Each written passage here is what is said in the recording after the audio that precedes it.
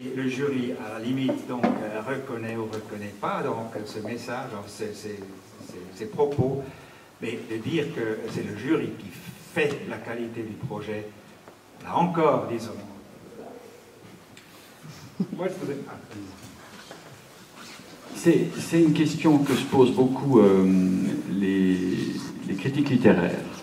Est-ce que le sens de l'œuvre, elle est à l'intérieur de l'œuvre, et nous avons en tant que lecteurs à le comprendre, ce sens, ou est-ce que c'est nous qui construisons le sens de l'œuvre? Vous défendez une position essentialiste, vous pensez que le sens est dans l'œuvre et puis que nous ne faisons que la découvrir.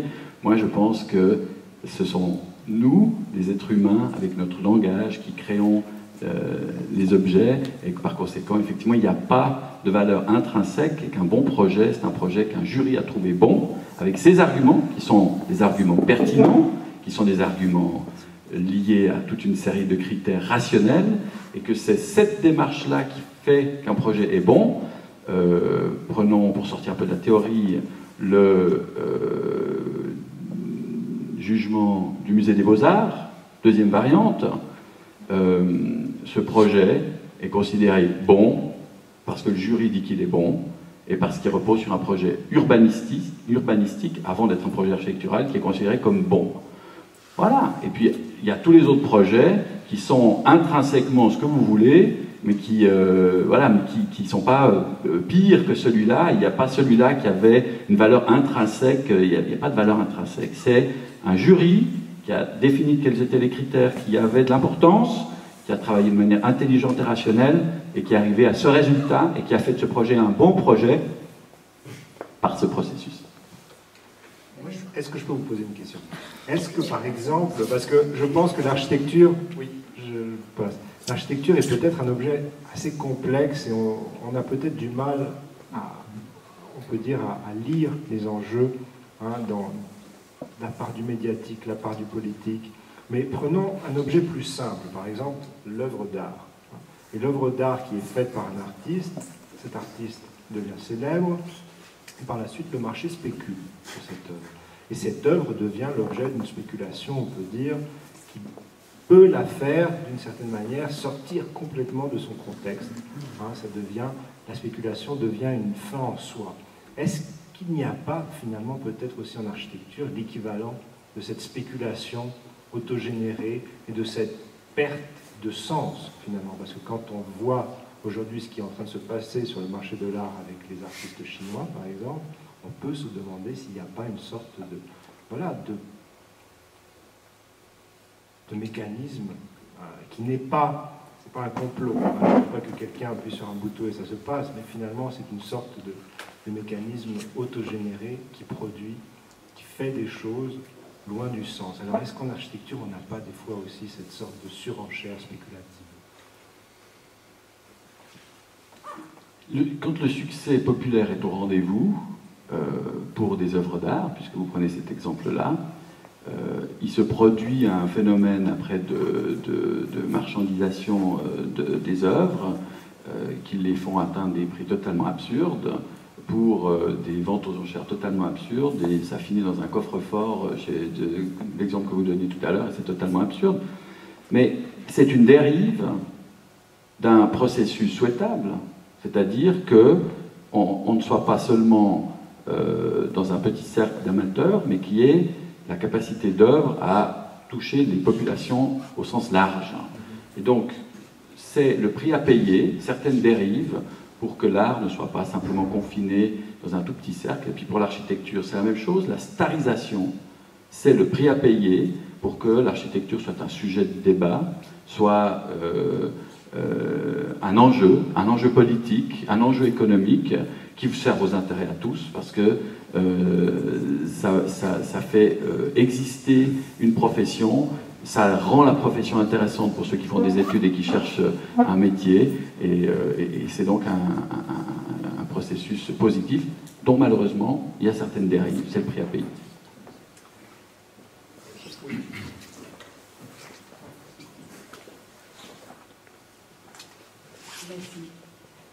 Moi, je voulais signaler l'absence de deux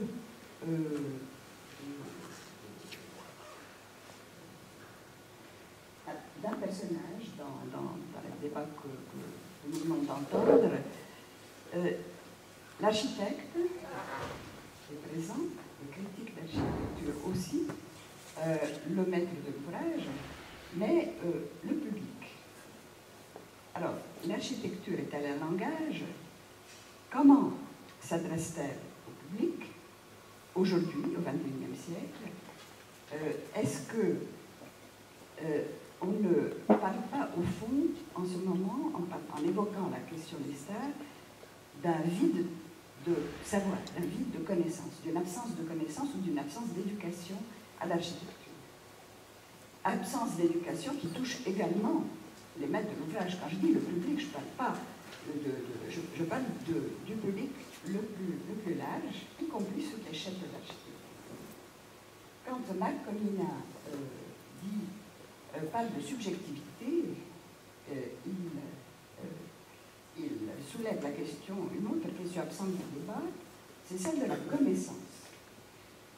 Non, le jugement d'un jury n'est pas simplement une affaire de subjectivité, il est issu d'une compétence, en principe, d'un savoir.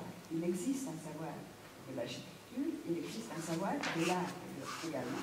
Il n'est pas de la même nature que le savoir mathématique, il est issu d'une accumulation d'expériences, de connaissances larges qui permettent de discerner au bout d'un moment ce qui a une qualité, ce qui n'en a pas.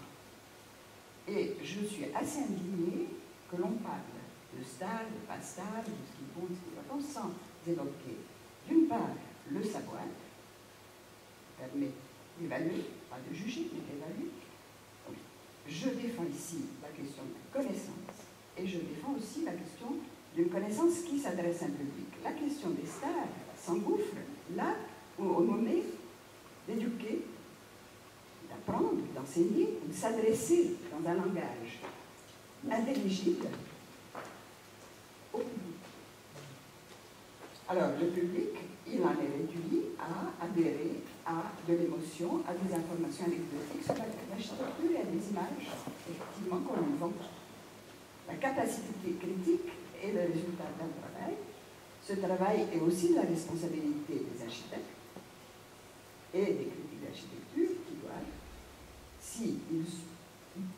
dont l'honneur de leur métier, c'est de pouvoir l'exprimer, de le faire comprendre, de le rendre intelligible, et à ce moment-là, de se soumettre effectivement à un jugement qui fait d'eux des stars ou pas des stars.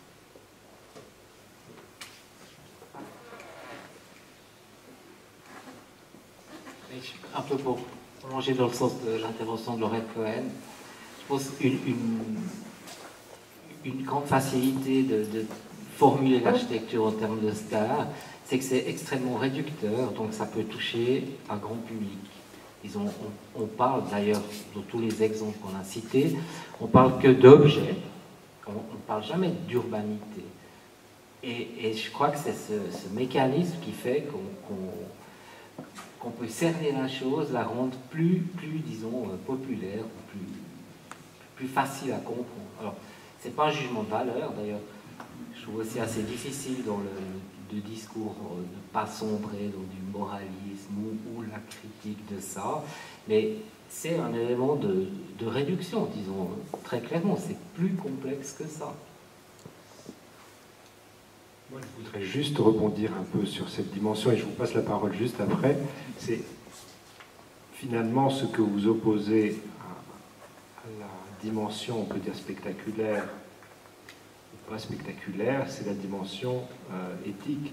Et la dimension éthique qui a été celle de l'architecture pendant longtemps, où la médiation finalement visait une sorte de pédagogie globale, hein, et peut-être le défaut, ou je ne sais pas, pour certains c'est pas un défaut de cette époque, c'est d'avoir laissé de côté cette dimension éthique, ou de la faire, ou de l'avoir un peu dénigrée. Moi je dirais que peut-être elle est toujours présente d'une façon différente. C'est-à-dire regardez comment aujourd'hui par exemple le débat sur le développement durable, la durabilité, est en train de devenir un lieu commun, au point d'en énerver certains, de dire on parle trop de durabilité, ça devient presque un lieu commun, et pourtant ça serait un signe